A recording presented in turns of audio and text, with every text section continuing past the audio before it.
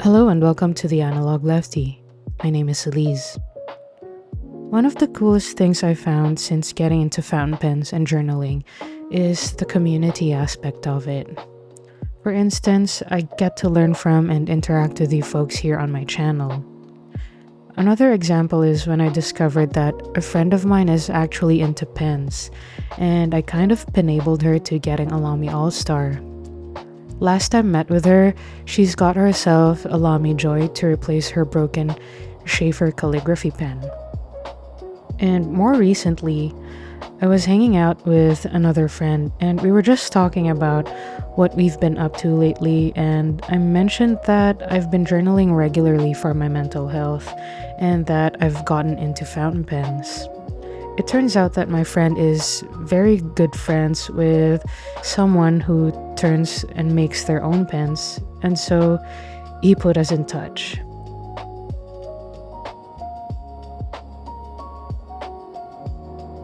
Today, I want to introduce my first ever custom fountain pen. This is a Beaufort Cyclone made by local pen maker and artist Shannon Timmers, also known as WolverineWood on Facebook. And this is a custom pen in a sense that there's nothing else exactly like this out there in the world. But he also works with people to create the fountain pen or any pen of their dreams.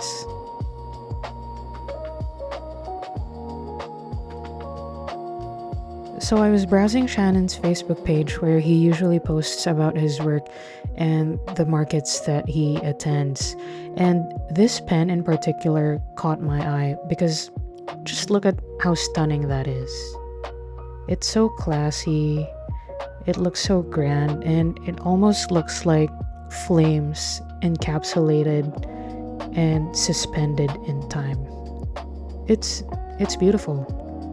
So I messaged Shannon to ask about how much a pen like this would usually cost, and he shared a lot of information about the pen to help with my decision making. He also graciously gave me a friend of a friend discount, which was amazing. And of course, I was absolutely interested. However, my main concern was whether it'll fit well with me. I was looking at the pictures of the pen, and I've never had the chance to handle a pen with that shape of a section and how it transitions to the barrel. And as you know, I have small hands, and I've never had a fountain pen made of wood. So, to answer all my questions, he invited me and my friend over to his house to check out the pen, and so we did.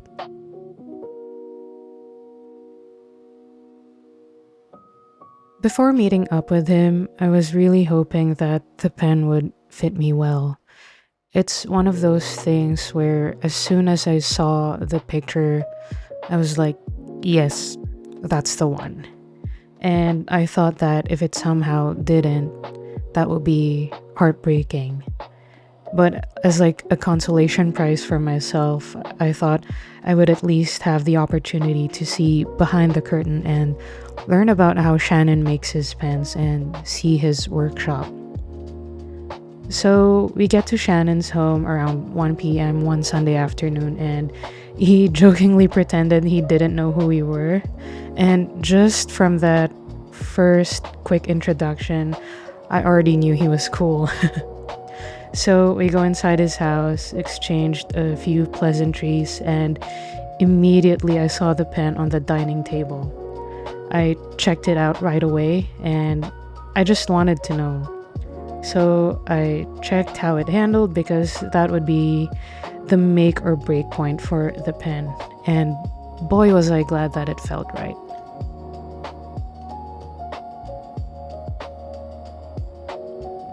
The first thing I noticed was definitely the heft. Like, this feels luxurious to the hand. It's a twist-off cap, and as you can see, the section is a bit longer compared to the other pens that I have, and it has a bit of a step up to the barrel. And I was worried that it might be awkward for my small hands, but thankfully it wasn't. My fingers actually have a natural placement on the grip, not really hitting the threads, which aren't really sharp anyway, so if I end up holding my pen a little higher, it just provides some purchase like a knurling for the grip section. And the barrel actually sits well. It's very balanced on the nook of my hand. And this isn't a pen that you would post, like it's not a postable pen, so there's no risk of this pen of being back heavy. And that was the last piece that I needed, so because it felt nice on my hand, I decided to get it, and Shannon and I proceeded to talking more about the pen.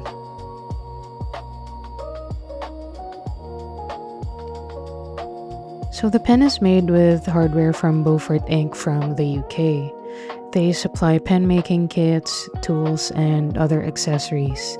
And this one in particular is made with the Cyclone kit that comes with a number 6 bicolored iridium point nib in medium, black chrome fittings, and a 22 karat gold finial and trims. It also came with a standard international ink converter. Probably the most fascinating thing to me about the pen is the wood used to make the cap and barrel. It's made with curly birch, a variant of the silver birch tree, which has a genetic defect that causes the tree to twist on its stem.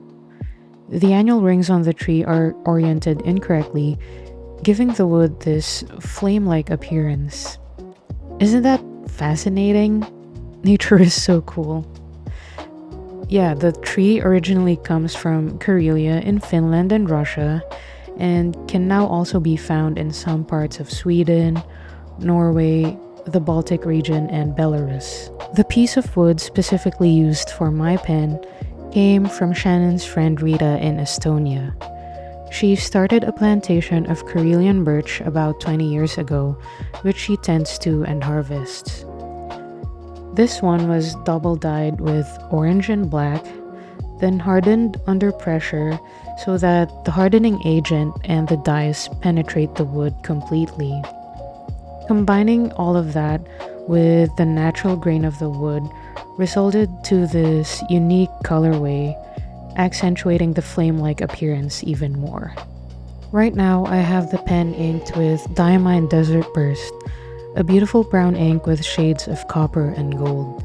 I thought it would complement the pen really well, and the medium nib showcases the shading properties of the ink.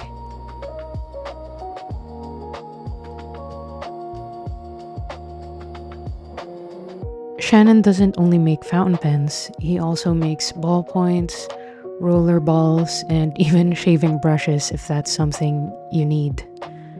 Anyway, I got to check out all the other pens, and there were a few that piqued my curiosity. The ballpoints have a satisfying click mechanism to them, and the roller balls wrote smoothly and consistently. They're both over-engineered in the best way possible, and I saw how exactly they work. But yeah, Shannon goes to a lot of craft markets, and the cases that the pens are stored in were 3D printed by my friend. It's like a fun little crossover of my friends and my hobbies, which is really exciting to me.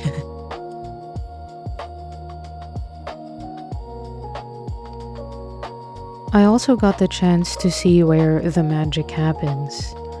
Shannon's workshop has a huge assortment of pen kits, tools, and machinery, and different types of woods, acrylic resins, and stones, and he was also in the middle of turning a pen. We're looking at some pretty amazing colors and look at that. Those are all Karelian birch? Those are all Karelian birch. Wow. And you see where these ones have got little bits of undyed things? Mm-hmm. That's because those little things are harder than the rest, so they don't take up the dye. There's a differential take up of the dye. Mm-hmm. But all of these would make a lovely pen. But, you Beautiful. know, it's not quite natural wood because it's been stabilized and because it's been dyed. Like this has been double dyed with black and yellow. That's beautiful. It makes very beautiful paint very much. It's got a lot of chatoyancy It as kind well. of looks almost like gold. Yep, exactly right. It's like little gold seams in, well, it would be quartzite, right? If it was in a base. Makes a little bit. As wood starts to break down, bacterial colonies go in. Inside this black line, there's a bacterial colony that, not now, it's dead, but there was. And it's a kind of an orange, and some of them are not so orange, some are white, they're different. And I was going to make a beautiful little ball, roller ball out of this, and then it broke. Because this is really soft. I put it in wood hardener overnight, let it dry out. It should be stable, but the wood is so fragile. I should have put thin cyanoacrylate glue, which is super glue. That's what you use to stabilize it as I was turning. You know, put it on, harden, turn. You know, really fine micro abrasives, and then polish. So by the time you get to the end, you get a crystal clear glass-like finish. Unless I'm using friction polish, which is what your pen is. Because I didn't want it to have a thick, plasticky, well, super glue finish. Yeah. And when I do that, it's 75 or 80 layers. So then I can be very aggressive with the sanding and the polishing, you know. Yeah. All of this was such a special treat for me because knowing where a work of art came from and thinking about the hours of labor and years of craftsmanship and skill that went into the pen just adds another layer of appreciation. After the workshop tour, we had some coffee with the scones I brought over for everyone to enjoy. It was fun getting to know Shannon a bit better, listening to his stories and the adventures he's had in his life. He's been everywhere around the world, which is something that I also aspire. And then we made it official, and I came home with my WolverineWood custom fountain pen.